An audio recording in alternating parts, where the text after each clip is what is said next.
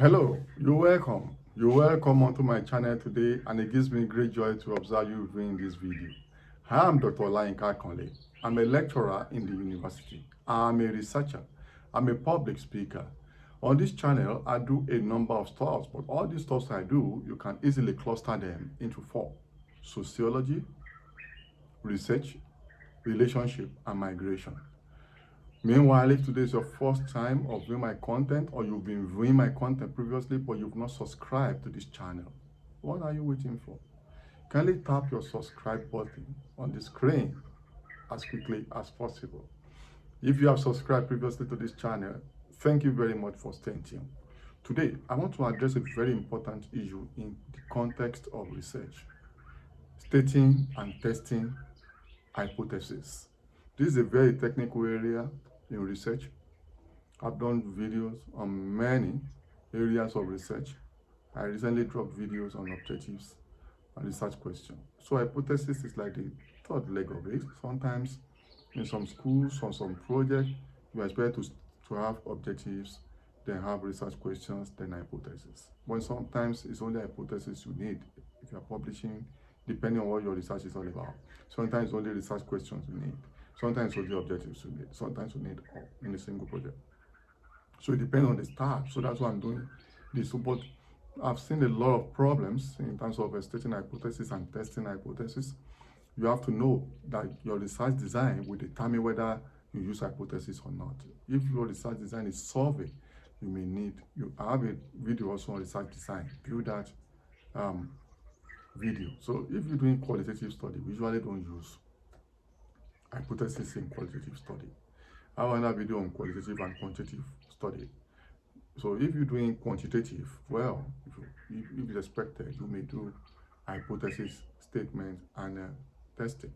So the research design will determine what you state and whether you need it or not. So, but you must know that what is very important in your hypothesis is the variable.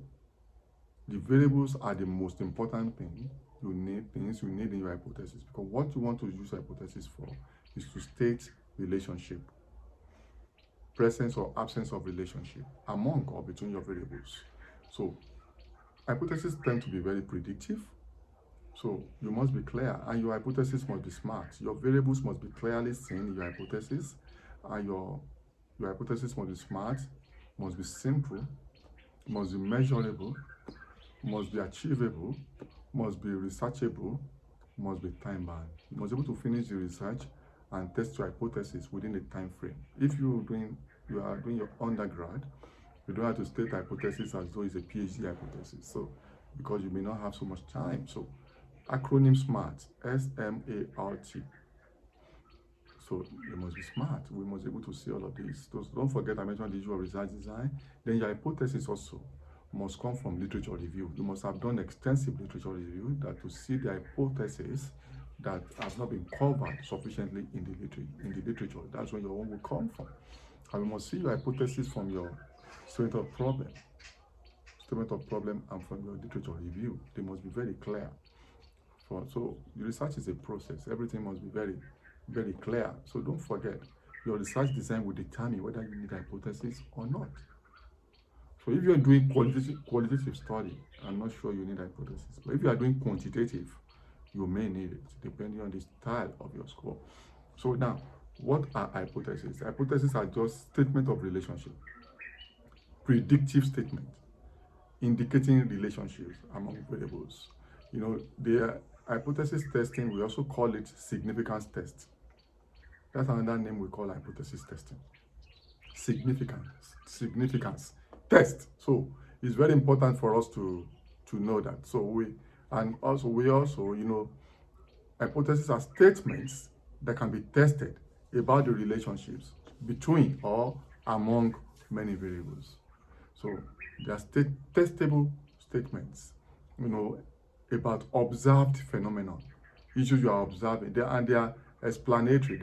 They are statements that you will explain later about expectations and predictions about a particular issue you are studying, and they must be stated clearly as statement 1 H1 or null hypothesis, alternate hypothesis must be clearly stated, and they must guide your work. Hypothesis gives you the frame through which your work is organized and your findings are reported. So you may have complex hypothesis and you may have simple hypothesis. Simple hypothesis usually may not have more than two variables. Say relationship between gender and academic performance, or relationship between socioeconomic categories or class and academic performance, gender and abuse. So there is no significant relationship between economic class of students and their academic performance. So you can say that that's a null hypothesis, saying there are no relationship. You understand? So those are two variables. But you may have complex hypothesis, simple hypothesis, complex hypothesis. Complex hypothesis may combine 2, 3, or 4 or 5 variables. May not be unidirectional, like the one I stated in simple hypothesis. May not be unidirectional, and you may have different variables in a single one. So if you're on your first degree, if you're an undergrad, you may not need more than a simple hypothesis, or if it's an operational research, you may not need more than a simple hypothesis. But if your work is a PhD work or advanced work, operational research or interventionist research, you may need a complex hypothesis showing a number of things. So we have fundamentally two basic types, again, of hypothesis very commonly. We have the null hypothesis and we have the alternate hypothesis. Null hypothesis simply states there are no relationship between or among variables. So it's predictive statements of no relationship. But we have alternate hypothesis where, and this is the original hypothesis you are interested in, which will say the variables are related. You know, the alternate hypothesis will tell you that there are a relationship or there is significant relationship, you know, between two or more variables or among variables. So your alternate hypothesis predicts relationship, but your null hypothesis says there is no relationship, you know, among your variables. So that's the null. And usually we try to reject the null or accept the null depending on the findings of our statistical analysis. But don't forget what I said. The alternate hypothesis, or what some people call alternative hypotheses, are actually of interest to us. The null hypotheses are just there to say there are no relations. But sometimes you may reject, you may accept.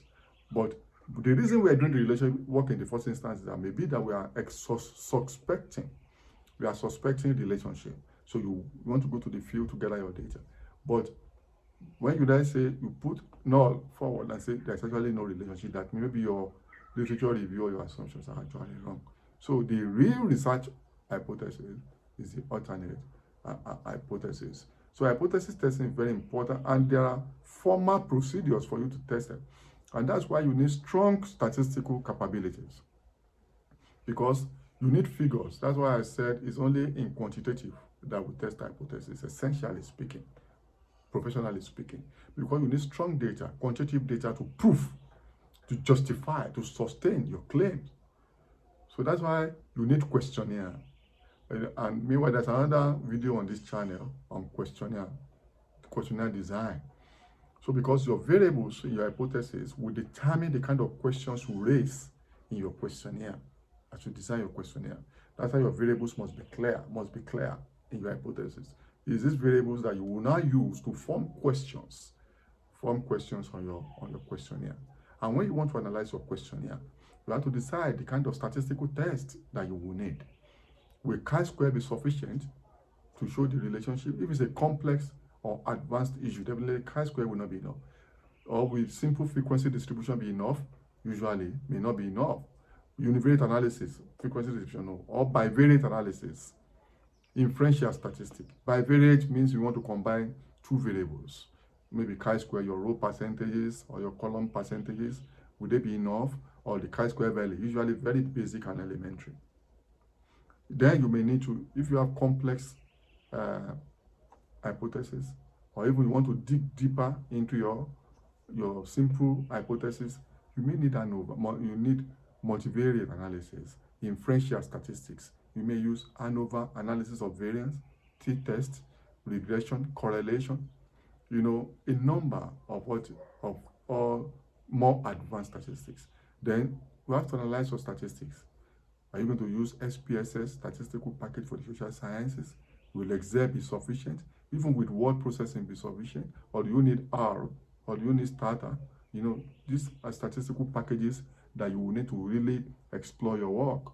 You may need to code and recode to make sure that you have valid and reliable conclusion. So if you now want to test your hypothesis, that's when you then need to collect the right data, then analyze your data so that you can reach valid conclusion. So you want to investigate your hypothesis. Now, these are 6 main steps. Number 1 is that you have to state your null and alternate hypothesis clearly with your variables very clear. Collect relevant data. Let your data be very relevant. Then perform statistical tests, like I've said. Manipulate your variables, analyze your variables, and using the statistical test. Then you have to analyze them, manipulate the variable, and reach conclusion. Accept or reject your null hypothesis. That's the stage number 4.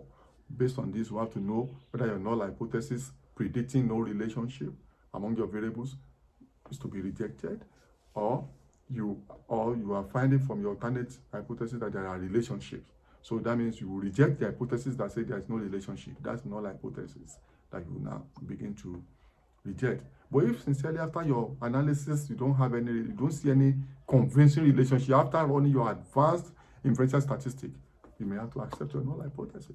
Finding is finding. You don't have to speak for your data. Allow your data to speak. You only need to interpret. You don't have to impose relationship on them. So make sure you have done what you have done. Then present your findings. Don't forget, present your findings according to your hypothesis. Let your findings, your hypothesis guide your analysis and your findings. Then, once you present your findings, number 6, you might have to conclude and recommend. Meanwhile, let me warn you, your conclusion and recommendation must come directly from your analysis and your findings. Don't go and bring findings from one newspaper or one news that you've heard. Your findings, your conclusion and recommendation must come directly from your analysis. Your analysis, your test of hypothesis, your findings, conclusion, recommendation must come from your analysis, from your test of hypothesis. And this must be very clear. It's very important. So your conclusion and recommendation will then be the 6th level.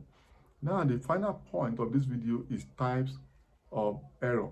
You have the type 1 error, type 2 error. Those are the basic now. But knowledge has shifted. We now have type 3 error. We now have type 4 error.